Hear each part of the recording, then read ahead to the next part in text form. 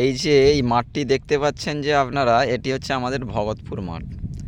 ভগতপুর মাঠ অত্যাধিক বৃষ্টির কারণে রাস্তাঘাট ডুবে গিয়েছে।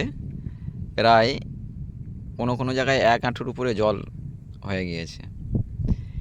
এই রাস্তা কিন্তু আজ থেকে যদি 5 বছর আগে ভাবনা চিন্তা করা যায়, এখানে কিন্তু 5 বছর আগে হয়তো এই অবস্থার পরিস্থিতিতে জলের যেই স্তর বেড়ে গিয়েছে, এখানে হয়তো 1 জাং থেকে 1 কোমর জল হয়ে যেত।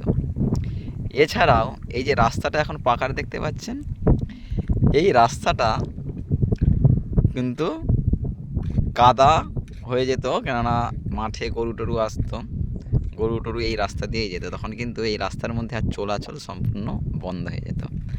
আজ আমাদের পশ্চিমবাংলা অনেকটাই উন্নতির পথে চলে গিয়েছে। যাই হোক, চারদিকে পাকা রাস্তা হয়ে গেছে, রাস্তাঘাট অনেক উঁচু হয়ে গেছে, মোটামুটি রাস্তা দিয়ে যাওয়া যাচ্ছে।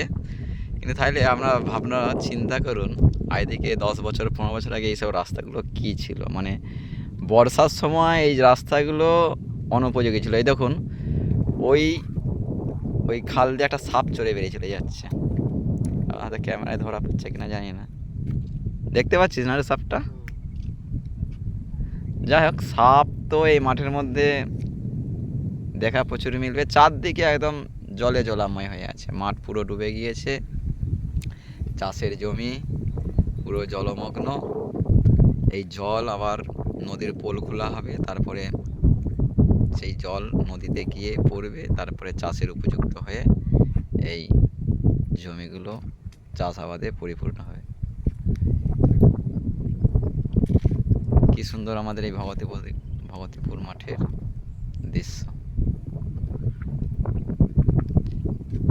এই দৃশ্য উপভোগ করতে আসলে আপনাদেরকে আসতে হবে ভগতপুর মাঠ।